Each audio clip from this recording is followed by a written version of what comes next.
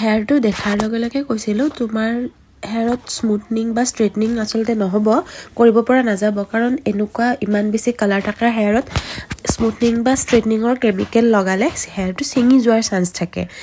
আৰু কেৰাটিন বা বটক্স আচলতে ৩-৪ মাহৰ মূৰে মূৰে এফৰ্ড কৰিব সকলোৰে বাবে সম্ভৱো নহয়, আৰু যিহেতু তেওঁ এটা বিচাৰিছিলে স্মুথনিঙৰ লুকছ, গতিকে মই ভাবিলোঁ তেওঁৰ হেয়াৰ টেক্সচাৰটো এবাৰ মই চেক কৰি চাওঁ।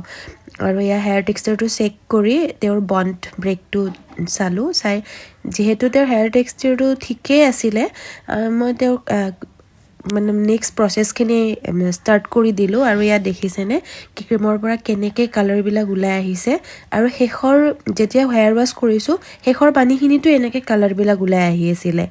গোটেইখিনি প্ৰচেছ কমপ্লিট কৰি আমি এয়া 100% ৰিজাল্ট দিব চেষ্টা কৰিছোঁ ক্লাইণ্টগৰাকীক। মই কিন্তু কৈছিলোঁ যে তুমি 100% ৰিজাল্ট নাপাবও পাৰা, কিন্তু চাওকচোন ইমান বেছি ভাল এটা ৰিজাল্ট পালোঁ হেয়াৰখিনি। আৰু ক্লাইণ্টগৰাকীয়েও কৈছিলে তেওঁ আচলতে এক্সপেক্টে কৰা নাছিলে ইমান ভাল ৰিজাল্ট এটা।